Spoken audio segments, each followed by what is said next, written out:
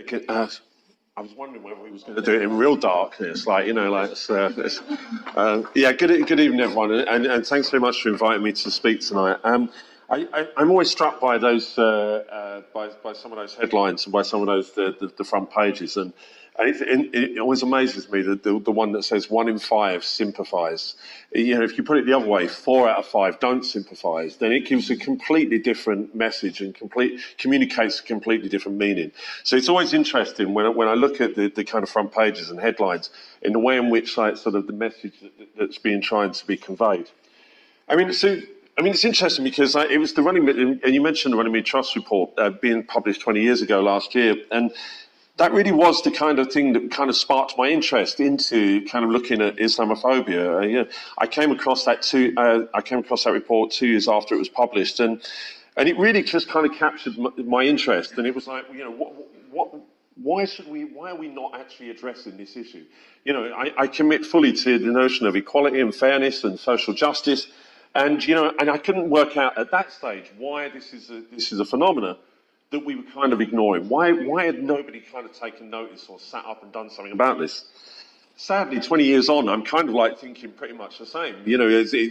We still don't seem to have been much further forward, and in many ways, I'd say we're actually further back.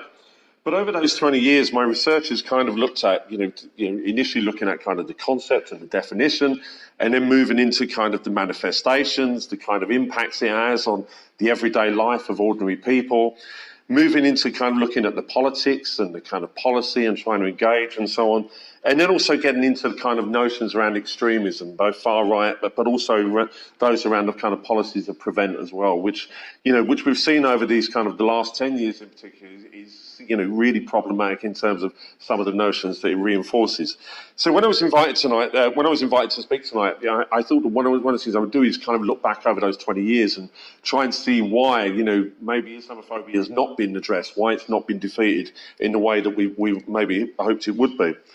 And I guess that I think if you look back to the Runnymede Trust report in '97 when it was published, it was really interesting because at the launch of that, Jack Straw, who was the Home Secretary at the time, immediately seemed to miss the point about Islamophobia and started talking about race hate and started talking about racism, and really kind of missing the point that actually this was a phenomenon that was directed on the basis of religion, that was targeting Muslims because of their religion, and using that notion of Islamness or Muslimness as a way of attacking people and in many ways navigating the kind of race relations equality legislation that we'd had. And so at that stage, it was, you couldn't discriminate openly against someone on the basis of their skin colour or being Pakistani, for example. But actually you could say, well, I'm not serving you because you're Muslim. And at that time, the loophole in the law was that was actually perfectly fine. There was no kind of recourse around the law to that. But it was then kind of like a few years later, and I began to study my PhD at this time, and then 9/11 happened. And I remember at the time, like my supervisor saying to me, you want to start collecting all of the materials you can around 9/11 because this is going to have a significant impact. And I was like, I think it might blow over. And how wrong was I? And I'm prepared to put my hands up. 17 years later, I honestly thought that, this was just going to be something that happened and, it was going to pass by. And I'd carry on doing my research nicely and it wouldn't be impacted. But what was interesting with that was that, it kind of almost kind of was seen as kind of presenting some sort of existential threat to us. It kind of upped the scale. If you look at the headlines, of the newspapers the day after, apocalypse, the war on the world, the war on freedom, it seemed that there was something a lot more, it seemed that there was something much more in this in terms of what it was, and, almost as if like the whole world, this kind of, you're either with us or you're against us kind of rhetoric was kind of dividing the world along a very clear line of who was good and who was bad, who was right and who was wrong. And one of the things that happened after that was within a month of actually sort of 9/11, we'd won a tender to do some research in Europe and looking at Islamophobia in each of the 15 member states of the EU as it was at the time. And this remains still one of the biggest research projects into Islamophobia, that's ever been undertaken. And one of the things that kind of really struck me was the fact that even in those nations where, they were very small, where there was very small numbers of Muslims, still there was a backlash against Muslims. So We saw this in Finland, we saw this in Luxembourg, you know, we would maybe expect it in France and Britain and Germany and, you know, some other countries. But in these countries, these tiny countries such as Luxembourg, you see the Islamic centre being attacked. One Islamic centre in Luxembourg, no mosque, just an Islamic centre, suddenly being attacked. And you see, what we saw was the way in which these kind of events become a trigger. They almost kind of validate someone to go out and say, actually, I'm going to take revenge on Muslims. I hate Muslims because of what they're doing somewhere else. And actually, not only that, but those Muslims that did that in New York are actually capable, you know, the Muslims that I have living down my street are capable of doing exactly the same. And what we saw was this kind of bringing together. So there was no differentiation. And I always remember Tony Blair saying this after the Trojan Horse affair in Birmingham a few years back. And he had a UN platform, and he said that the extremism that we see with Boko Haram and the kidnapping of 200 schoolgirls is the same extremism we see in Birmingham schools. And making that link, you know, at that global level is, I mean, it's farcical, you know, it's nonsense, you know. I mean, the inquiries into Trojan Horse showed that there wasn't actually any extremism in any of the Birmingham schools. But actually, the way in which the language, the political discourse brings these things together really does make an impact, and it starts to make people's ears prick up. But one of the things that we saw was that there was this kind of the visual element, and you know, you mentioned previously the kind of image of Bin Laden on newspapers. You know, there was a much more greater recognition of what does a Muslim look like? You know, well, a Muslim woman looks like this, and a Muslim man looks like this. And that's where we can direct our hatred. That's where we can begin to direct our kind of, and vent our anger at what's going on. And we also saw one from this as well was the fact that Muslim women primarily became the targets of kind of that street level hate. Right across Europe, you know, we saw that across the full 15 member states. Muslim women, particularly visible Muslim women, were the ones that actually took the brunt of this kind of Islamophobic backlash. With 7/7, we kind of saw it change, and it was a really interesting one with 7/7 because all of these things, you know, they're hideous in terms of the atrocity that you know that's being committed. They're hideous in terms of the harm and the kind of, you know, suffering that they commit on the victims of these things.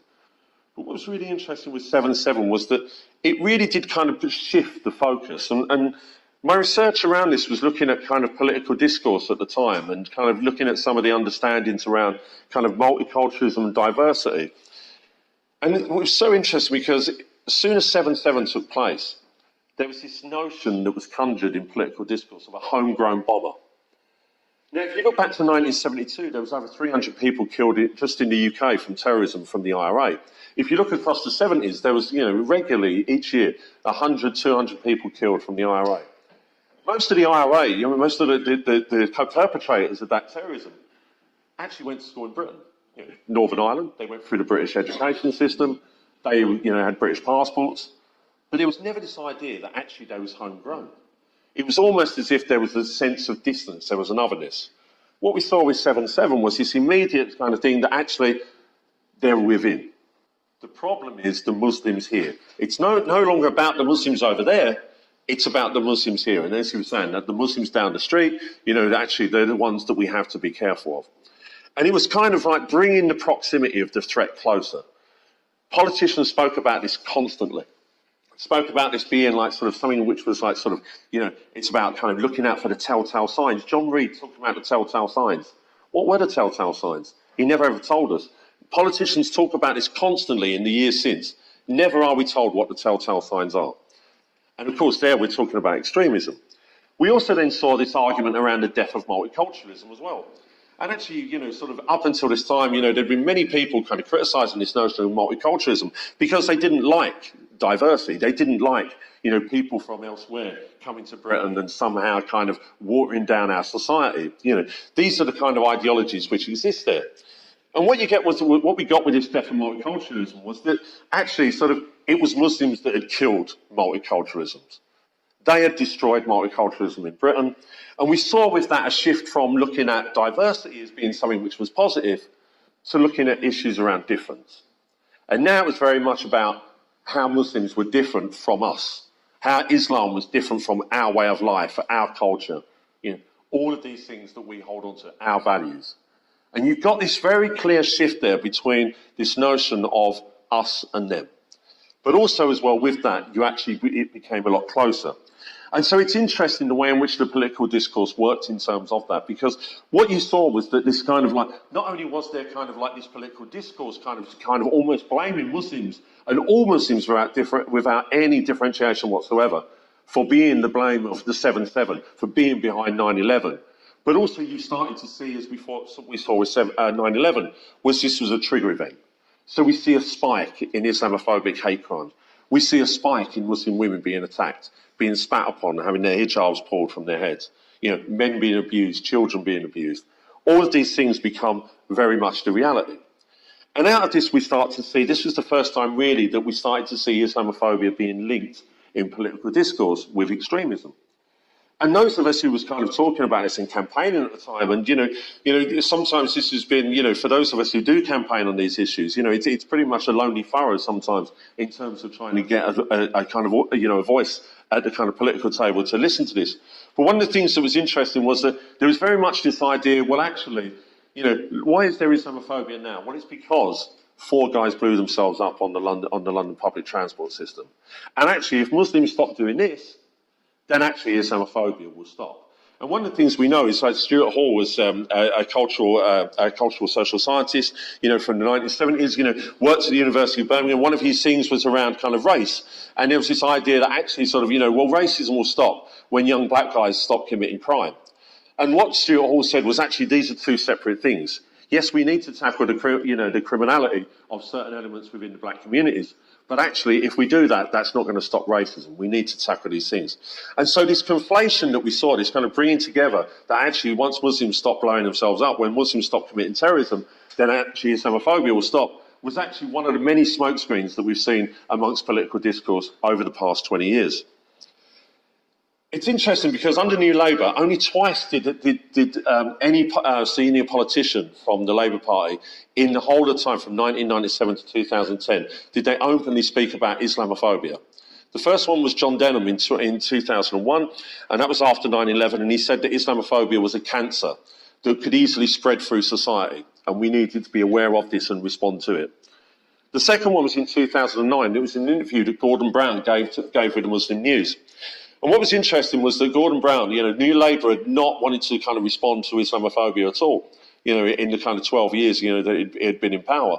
There had been no interest whatsoever, in terms of like naming anything specific. We saw the Equality Act 2006, the introduction of the Equality Act 2010.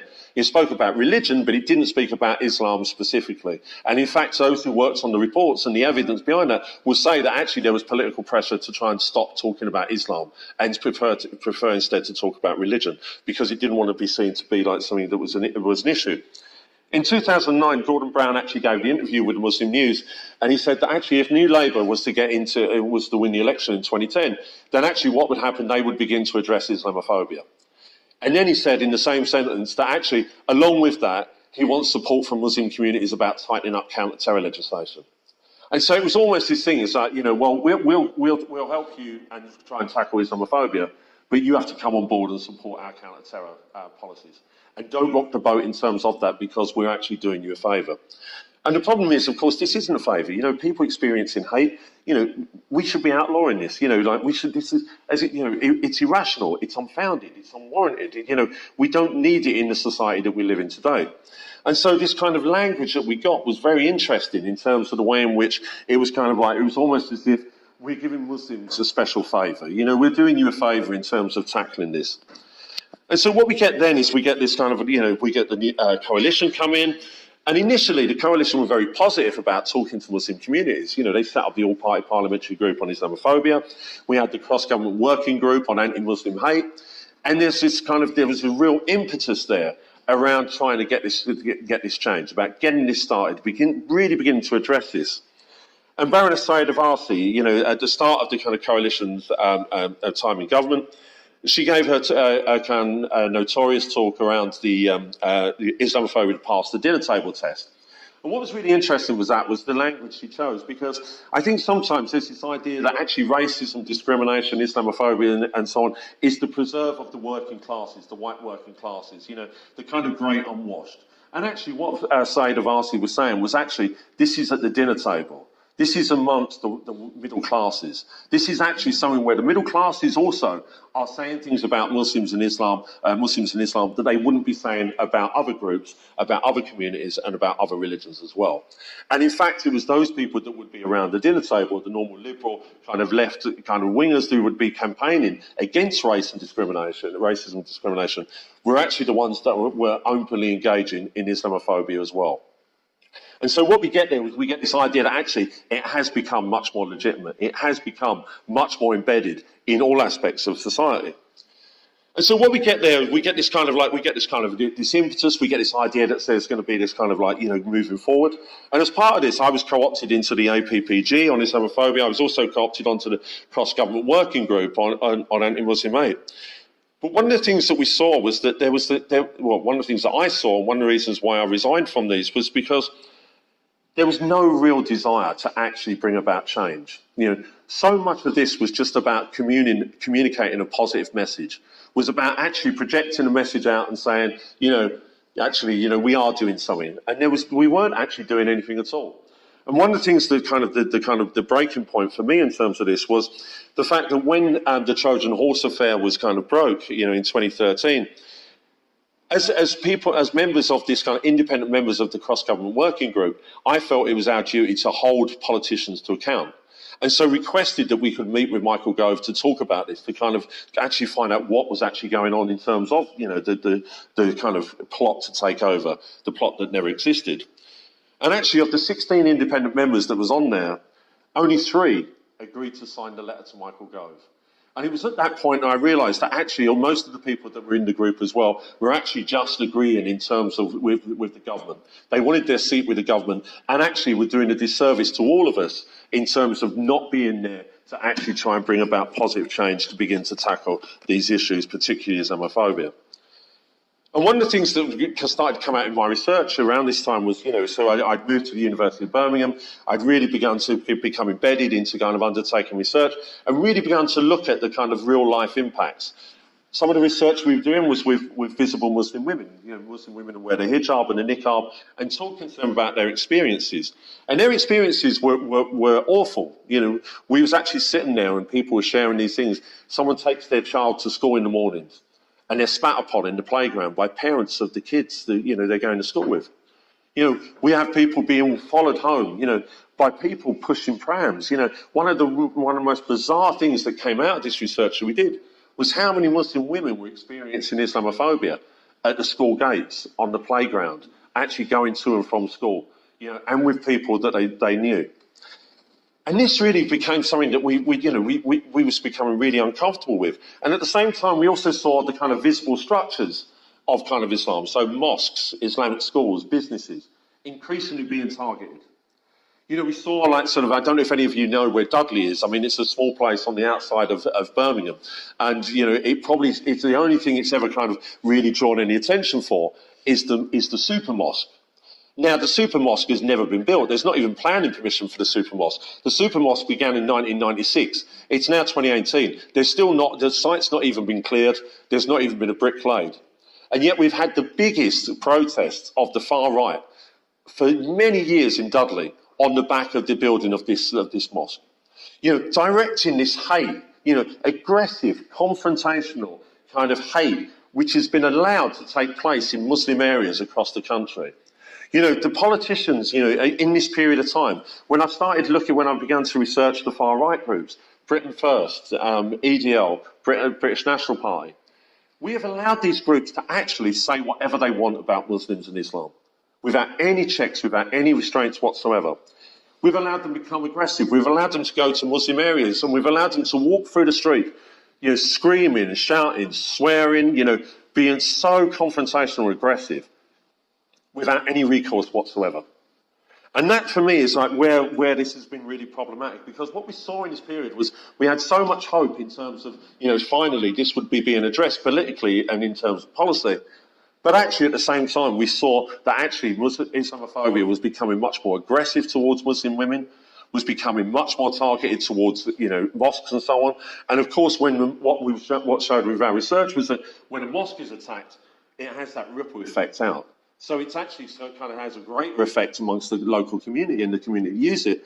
because rather than actually if it's, one individual is attacked, who happens to be Muslim. And then we've allowed this actually to kind of come into the mainstream.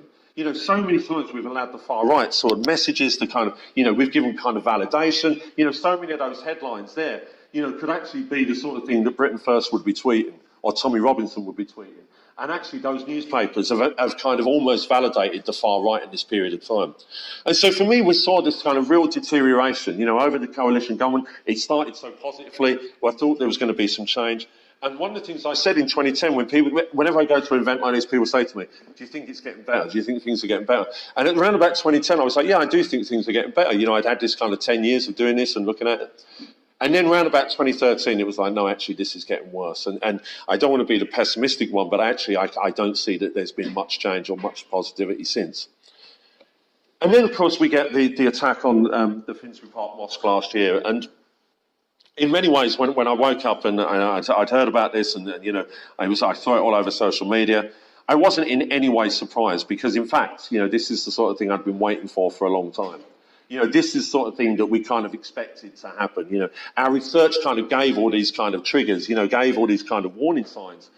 And, and we've passed this on. We've produced briefing papers, we've engaged, we've consulted with politicians, we've been consulting with policy makers at the kind of European level, national level and the local level.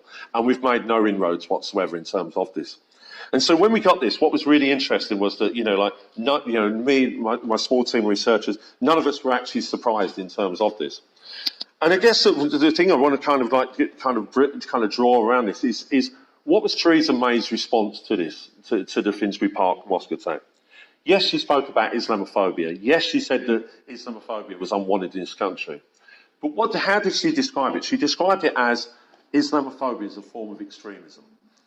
I think Islamophobia is not a form of extremism. If you look at the government's definition of extremism, it's not. It does not fit with that. It's not a form of extremism. It is a form of hate. It's a discrimination. It's all those things that's in your definition. It's all those things. It's akin to racism. It's akin to homophobia, anti-Semitism, sexism. All of these things. That's what it's similar to. Yes, there are distinct elements to it. Yes, there are things that we need to approach differently. But actually, it's not a form of extremism. It's a hatred. It's a bigotry. It's a discrimination. It's a prejudice, and it's that manifestation in terms of that. And Theresa May spoke about this, and this is, again, it's this bringing Islamophobia back as being extremism. Immediately it conjures this idea in the minds of people, this kind of, the kind of white noise that exists in the background, that actually sort of Muslims are a problem, that Islam's a problem. It's kind of there behind you. And it doesn't fit with the definition. It doesn't fit with the policies. If we look at racism, if we look at all of these other issues, there's policies, there's kind of legislation which approaches that, the stuff that was being spoken about previously. Islamophobia sits outside that. And if we go down the route of calling it extremism, saying we can tackle it as a form of extremism, then we can't. Islamophobia, from our research, shows that actually it's not perpetrated by extremists. Yes, there are some extremists. Yes, there are some members of the far right who will actually go out and actually attack mosques, attack Muslims and so on. But our research shows, like all hate crime, the vast majority of the perpetrators are ordinary, everyday people. We have this concept called a mission offender, someone whose whole life is to kind of hate blacks, hate Muslims, hate Jews, or so on. That's not the majority. The majority of hate crime is not perpetrated by those. They're actually perpetrated by ordinary people. And so this is the problem, because what we constantly get is we get this embedding of Islamophobia and extremism. And constantly you get this kind of reinforcing that actually if extremism stops, if terrorism stops, if Muslims stop, to be crass, blowing themselves up, then actually Islamophobia will stop. And actually, yes, we do see there is a link between the two. There is a causal link. When there's an atrocity, there is a spike. But actually, if all of the terrorism was to stop, Islamophobia would not go away. It would still be there. And that's why we need to address this, in the way we do. I think that one of the other things as well is that, in the past few days, there's been the appointment of the Commission for Counter-Extremism. I think that if we bring Islamophobia into that, then we really are problematic in terms of where we are. So just to wrap up in terms of where we are, the Runnymede Trust report last year was absolutely right. Islamophobia is still a challenge for us all. It's not just a problem for Muslims. It's not just, a problem for a certain part of, British society. It's actually a challenge for all of us, in the same way that all forms of hate and bigotry are. It's about time now that I think that we need to look at cooperation, and collaboration. I think that those of us that are in this kind of activist role, or in this kind of academic activist role, actually should begin to work together. Because now, it's 20 years. Let's try and work together and begin to address this. Let's not try and do this competition. We were talking beforehand, and there's so many organisations which are trying to work against each other to try and get that seat at the table. Well, actually, those of us who are actually trying to make a difference, it's about time now that we begin to cooperate and collaborate in terms of that. And I think that we need to mainstream Islamophobia. We need to stop talking about it as a kind of an exceptional kind of form of hate. We need to mainstream it as a hate crime. We need to talk about it in the same way we talk about racism, anti-Semitism, so on. Because actually then, the British public kind of go, well, actually, hate crime is a terrible thing. Hate crime is a bad thing. We know that. Actually, rather than making it this exceptional thing, we need to start to mainstream that in the way in which we address that. And I want to just finish on one very quick story, which was a story which came up in our research. And we were talking to one Muslim woman, and for me, this kind of highlights the reason why we need to actually do something about this, and we can't sit back and kind of let others take responsibility for it, because this could be someone who's related to any of us. This was a woman was in the car with her husband, and they came to their house. This is one of the stories which come out of our research. And as they pulled up to their house, there was someone sitting in the car in front of their drive on their house. So the husband, who was the driver, tooted the horn, and the car didn't move. So the woman got out, the Muslim woman, she was wearing a headscarf, and she got out and she went over to the car, and she just said, "Excuse me, could you move so we get the car on?" The guy put the window down and said, "Fuck off, you packy Muslim." The woman said, "Oh, I'm sorry, could you just move?" And he says, "Get out of my face, thing." So he called her a thing. He didn't see her as a person, it was a thing. And then she asked again, and as she was walking off, he actually threatened to shoot her. And he said, "Get out of my face or I'll pop you." As she began to walk away, her husband had got out of the car because he could see that the guy was being aggressive. With this, as the guy in the car, he drove the car at the husband, knocked the husband over, and then reversed over the woman who was behind the car. The worst part of that is that the woman was 7 months pregnant. She was visibly pregnant. And when we're doing research, sometimes, we can sit in our ivory towers. We can be very detached from this kind of research. We can kind of go and we can be objective. We can be balanced and informed and, kind of detached from this stuff. But actually, when you hear that, that's when you realise that things need to change. Thanks very much.